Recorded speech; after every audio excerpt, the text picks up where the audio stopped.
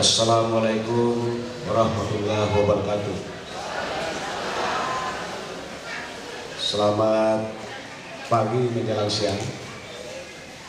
Salam sejahtera untuk kita semua. Yang saya hormati Pak Wakil Bupati, yang saya hormati Ketua DPRD bersama Wakil Ketua DPRD, serta yang terhormat para anggota DPRD yang hadir. Yang saya hormati Ibu Ketua Tim Penggerak PKK bersama seluruh pengurusnya. Yang saya hormati seluruh para asisten, staf ahli, kepala OPD semuanya. Yang saya hormati para imam dan syarah se-wilayah Kota Medan, Pak Camat Kota Medan dengan seluruh kepala desanya yang hadir hari ini,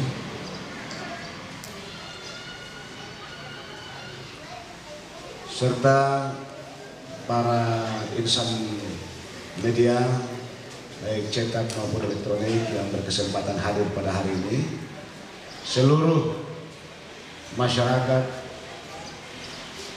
dalam Kota Medan yang juga hadir, khususnya Desa Loiteglas dan Desa Persiapan Loiteglas dan Desa Persiapan Akeici.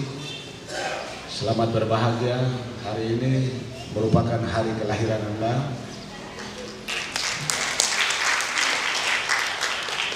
Insya Allah apa yang kita cita-citakan ini dapat terwujud sesuai dengan harapan kita semuanya. Saudara-saudara sekalian yang berbahagia, saya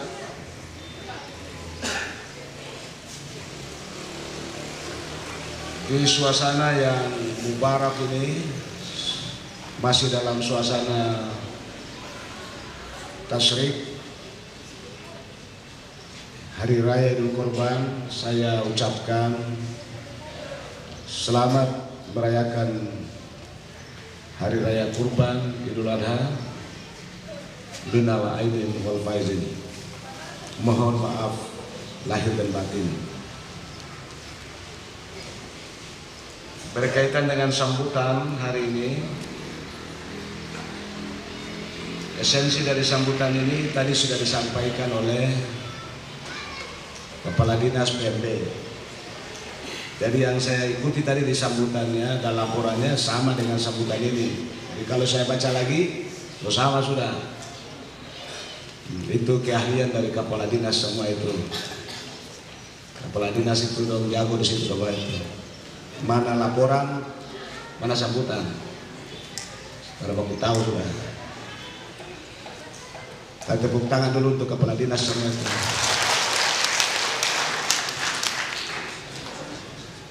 Saudara sekalian, satu saja saya mau bilang. Yang perlu diapresiasi itu apresiasi ke Bupati, Wakil Bupati, dan pimpinan DPR atau anggota DPR.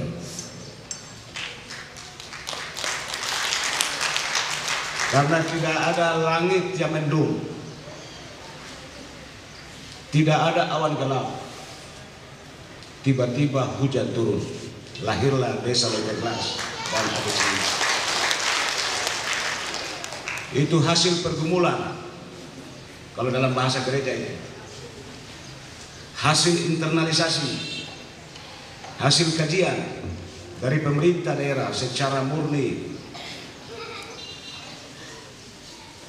melihat perkembangan kota Weda ini dari waktu ke waktu mengalami dinamika yang begitu kuat, bertambahnya penduduk, perubahan perilaku sosial masyarakat.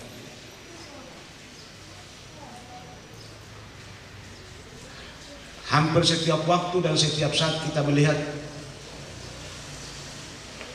perkembangan kota Weda ini semakin tinggi tensi ekonominya, tensi sosialnya, pertambahan penduduknya baik dalam lokal Maluku Utara, dari Sulawesi, dari Papua dan Maluku sendiri, kemudian Kalimantan, kemudian Pulau Jawa, Sumatera, termasuk Sumbawa, Bali dan sekitarnya. Kota Weda ini sudah menjadi epicentrum kota Indonesia karena hidup seluruh entitas bangsa Indonesia ada di Kota Weda.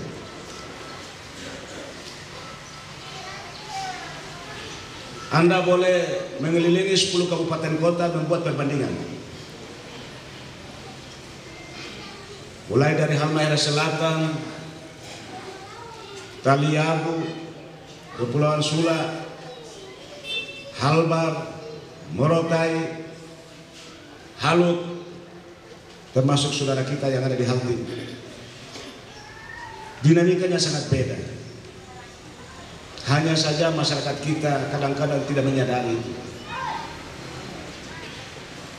Mestinya masyarakat kita yang ada di sini menyadari dan mampu menyiapkan diri untuk menghadapi sebuah perubahan-perubahan besar di Halteng ini, khususnya yang ada di Kota Weda ini.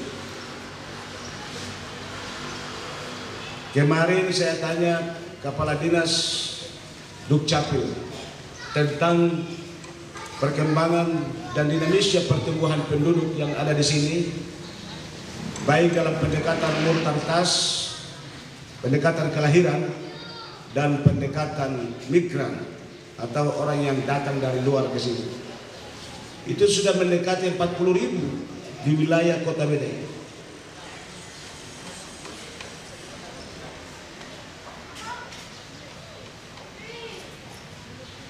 Di sisi lain ini merupakan sebuah peluang kita untuk kita bangun ekonomi. Dan pada sisi yang lain ini merupakan sebuah ancaman bila kita tidak melakukan sebuah ikhtiar-ikhtiar. Kita lihat di sepanjang jalan-jalan protokol, di ruang-ruang yang baru, di kawasan menuju Kilo 3, di kawasan menuju stadion dan kawasan Musliko di Nurweda sana, di desa yang sekarang ini yang kita namakan Desa Loiteglas, kawasan yang menuju rumah sakit dan Polres di sana, kemudian kawasan yang menuju di kawasan Kilo 3 di perkantoran. Kita hampir terjebak dengan perilaku para orang-orang yang tidak mengerti tentang bagaimana kedudukan kota ini, sehingga bangunan-bangunan yang dilahirkan atau yang dibangun itu rata-rata mengancam posisi Kota Weda dari bencana banjir. Membangun di atas trotoar, membangun di atas drainase, semau-mau sesuai dengan keinginannya. Dan ini tugas dari para kepala desa semuanya. Saya ingatkan kepada kepala desa dan khususnya pejabat kepala desa yang baru nanti, ini yang menjadi tugas utama. Saya lihat di kawasan dekat SMA ini, bangunan-bangunan ruko itu di atas trotoar, bahkan di atas drainase. Dan hampir pemerintah daerah tidak berdaya melalui dinas-dinas terkait, seolah-olah tutup mata terhadap kenyataan ini. Padahal ini adalah awal daripada bencana yang mengancam kita semuanya. Karena itu di hari-hari esok ini saya akan bawa tim langsung untuk melakukan pembongkaran. Tokoh-tokoh masyarakat yang ada dalam Kota Weda saya minta dukungannya agar kita semua selamat dari bencana alam akibat daripada perbuatan manusia ini.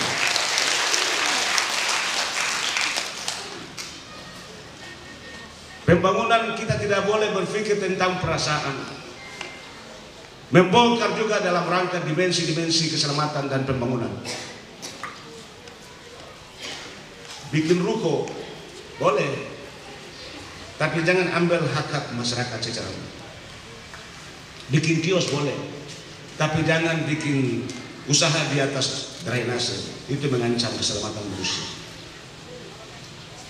Hampir rata-rata yang saya temui 90% orang yang datang dari luar buka usaha di sini. Mestinya di mana bumi berpijak, langit dijunjung. Di mana Anda datang, ikuti aturan yang ada di wilayah itu.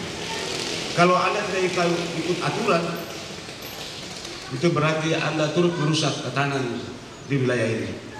Karena itu saya minta kepala dinas PU, PTSP jangan sekedar seenak-enaknya mengeluarkan surat izin dan lain sebagainya tanpa melihat dari dekat mana posisi bangunan, mana titik koordinat, dinas perking, dinas lingkungan, dinas pariwisata.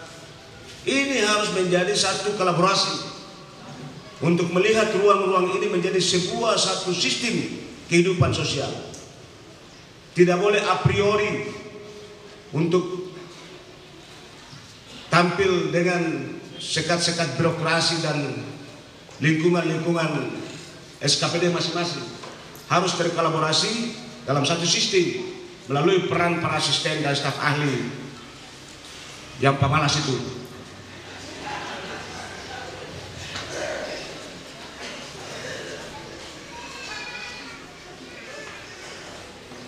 Tidak ada upaya untuk menderai, padahal posisi para staf ahli dan asisten itu sangat strategis. Tidak apa-apa saya bicara begini, orang tahu. Kalau setiap saat Anda membutuhkan wakil bupati turun di lapangan, setiap waktu bupati ada di lapangan, setiap saat sekda ada memimpin rapat, lalu apa fungsi Anda?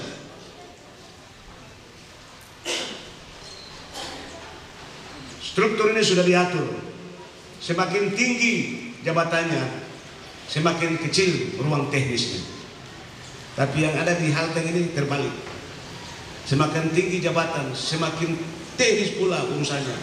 Karena menghadapi kenyataan birokrasi dengan budaya yang tertanam selama sekian lama yang ada di Halteng ini.